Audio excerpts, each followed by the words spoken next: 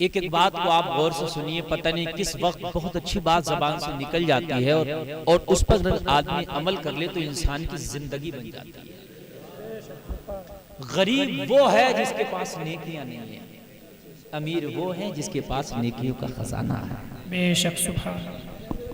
और ये बात आप बहुत जल्दी देखेंगे मरने के बाद, और मौत बहुत दूर नहीं, बहुत करीब है। और मौत के बाद फिर कयामत बहुत करीब है। रब फरमाता है यौम यरौनहु बईदन व नरा, बहुत दूर देखते हो, हम उसे बहुत करीब देख रहे हैं। आएगी, और जैसे कयामत आएगी ना तो उसके बाद में फिर हमारे खाते खुलेंगे।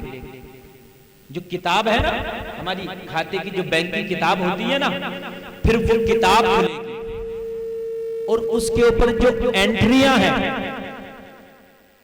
उसके ऊपर जो एंट्रियां हैं, लेन देन जो होता ना, ऐसी हमारे आमाल की एंट्री है। दो लोग कर रहे हैं। कौन कर रहे हैं? उनका नाम है किरामन कातिबीन। वो एंट्री कर रहे हैं हमारे खाते की, क्या लेन देन है इसका। तो वो खाते की जो एंट्री, वो किताब है ना, मैदान महशर में दी जाएगी।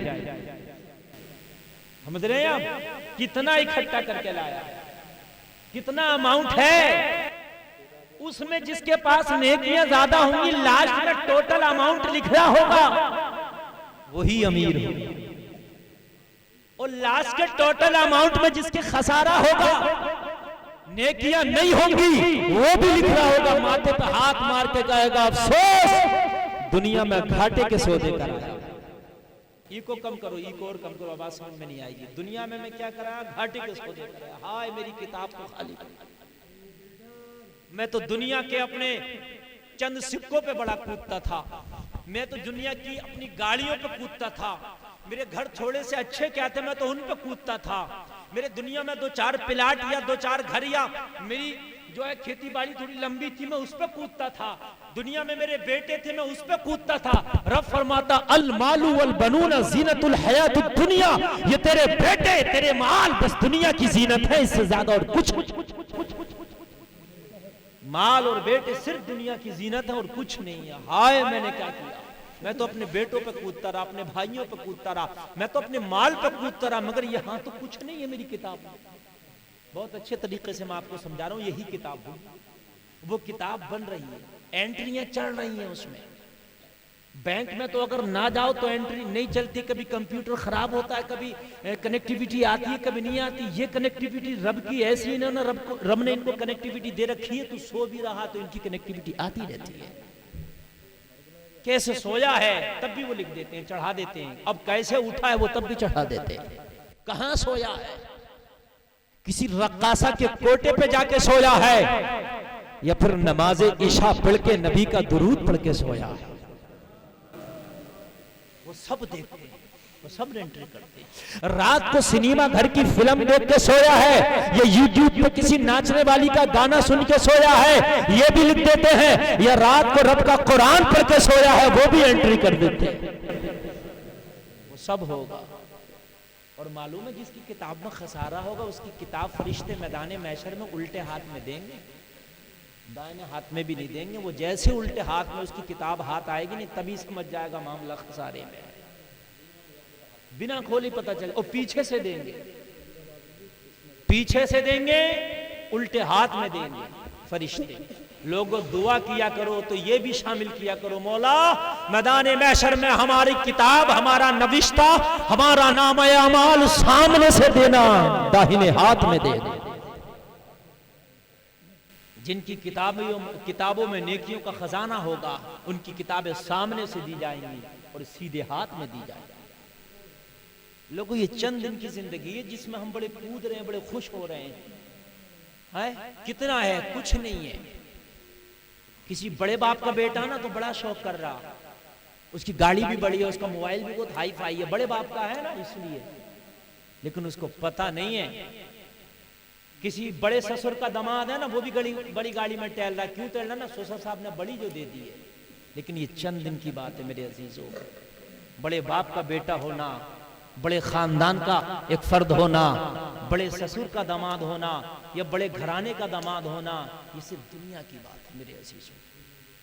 खुदा की कसम सिर्फ दुनिया की बात है। सबसे बड़े घर का दामाद तुम्हें मैं बता दूं, सबसे बड़े घर का दामाद वो है जिसका नाम मौला अली है। बोलो यार सुभान अल्लाह। क्या मौला अली से बड़े घर का कोई दामाद हो सकता, मुझे बताइए। अरे बोलो, पीछे वाले भी बोलो। अपने मोबाइलों में मत बनाओ वीडियो, ये इतना बड़ा चैनल यहाँ पर चल रहा है, ये भी सुन लो। इस चैनल वाले को भी बुलाना चाहो नहीं बुला सकते, बहुत बड़ा चैनल चल रहा, पूरी दुनिया इस चैनल को सुनती है, पूरी दुनिया। 2 दिन के बाद ये आ जाएगी, पूरी दुनिया सुनेगी। अभी इस चैनल ने 2 दिन पहले मेरी तकरीर डाली, 16 लाख लोग सुन चुके हैं 2 दिन में, 16 लाख। समझ रहे हैं आप? बहुत बड़ा चैनल चल रहा है, इसको सुनना आप। बस आप डालना अली इस्लामिक दुनिया करके, ये आ जाएगी तकरीर जो मैं यहाँ बोल रहा हूँ, पूरी दुनिया सुनेगी इस तकरीर को। समझ रहे हैं आप? हाँ, तो आप तवज्जो कीजिए। सबसे बड़े घर का दामाद कौन है? मौला अली। हो सकता कोई इससे बड़े घर का दामाद? खुदा की कसम, खुदा की खुदाई में तो नहीं हो सकता। मैं तो पूरे खुदा की खुदाई का दावा कर रहा हूं। मैं ये कब कह रहा हूं इस दुनिया में नहीं हो सकता? तुम सोचो हो सकता कहीं और हो जाए, आलम तो वो है, लेकिन खुदा की कसम उसकी खुदाई में नहीं है। इसलिए कि मुस्तफा जैसा ससुर नहीं है, मौला अली जैसा दामाद। सुभान अल्लाह, सुभान। ओ फख्र करने वालों, अपनी इस चंद सिक्कों पर सुनो कान खोल के, खुदा की कसम खा के कहता हूं, मौला अली से बड़ा कोई दामाद नहीं हो सकता और मुस्तफा से बड़ा कोई ससुर नहीं हो सकता, फातिमा ज़हरा से बड़ी कोई दुल्हन नहीं हो सकती। मगर आओ बड़े घरानों के दामादों, बड़ी गाड़ियों में टहल के गरीबों को नीचा दिखाने वालों, जरा कान खोल के सुनो।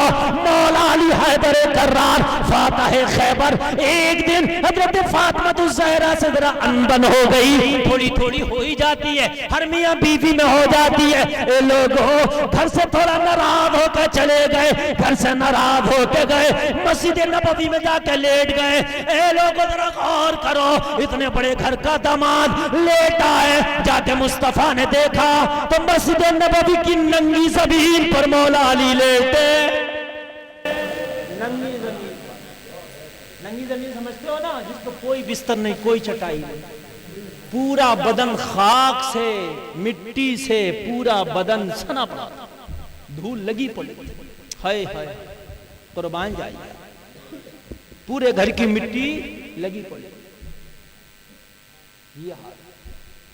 लेकिन खुदा की कसम खा के कहते हैं वो है बड़े घर का और खुद भी बड़ा है, छोटा मत समझ लेना। है भी बड़े घर का और है भी बड़ा, छोटा नहीं है भी बड़ा। समझ रहे हैं आप? अगर मौला अली चाहते, सुनिए सुनिए, अगर मौला अली चाहते तो ये लोगों, मौला अली अगर चाहते तो खुद भी इतनी बड़ी पावर है, और मौला अली का अगर शजरा खंगालोगे तो ये भी अलग नहीं है, खानदान मुस्तफा का सगे चचेरे भाई है। और ये कि दामाद बन के बड़े, वैसे भी मुस्तफा के खानदानी। समझ रहे हैं? और ईमान लाए हैं बच्चों में सबसे पहले अगर कोई ईमान लाया तो मौला अली लाए, और मौला अली ने ईमान लाने से पहले भी कभी किसी बुत की इबादत नहीं की। ये भी एक कमाल की बात बता रहा हूं। ईमान लाने से पहले भी, कलमा पढ़ने से पहले भी मौला अली किसी बुत के आगे नहीं झुके, इसलिए कि विलायत का कुतुब मीनार रब ने इसको बनाया है, कैसे झुकेगा? सही पूछो ना, ये तो नबी के घर से भी ताल्लुक है इनका, और खुदा के घर से भी ताल्लुक है, पैदा ही खुदा के घर में हो रहे हैं, पैदा ही खुदा के घर में हो रहे हैं। अच्छा, अगर मैक नहीं भी बोलेगा ना तो मैं इतनी ताकत रखता हूँ अल्हम्दुलिल्लाह कि आप तक तो आवाज बिना मैक के पहुंचा ही दूंगा। आप टेंशन ना लीजिए, ये मैक का आप बिल्कुल मोहताज ना होइएगा। ये बहुत बड़े जलसे में रहता है जिसमें 50,000 लाखों का मजमा है कि मैक जरूरी है। गौसे आजम के जमाने में कोई मैक नहीं था, और बिना मैक के तकरीरें होती थी गौसे आजम की। मैं भी उनका गुलाम हूँ, और मेरे सीने में अल्लाह ने इतना दम दिया है कि मैं 5,000 लोगों को सप्लाई कर सकता हूँ अपनी आवाज़, अल्हम्दुलिल्लाह। और आप तो 500 भी नहीं होगी, तो टेंशन क्यों ले रहे हो? ये चलेगा चलेगा, नहीं तो एक तरफ को रख देंगे उठा के, फिर हम बोलेंगे। आप सुनने आए, हम सुनाने आए, तो इंशाअल्लाह सुन के जाओगे आप, और रब ने चाहा तो मैं सुना के जाऊँगा। आप टेंशन नहीं, ये करेगा आगे पीछे बहुत। अभी तो मैं बैठा शुरू भी नहीं हुआ। अक्सर मेरा और मैक का 36 का आंकड़ा रहता है, मेरे सामने मैक चल ही नहीं पाता। हाँ, ये होता है, पता नहीं क्या माम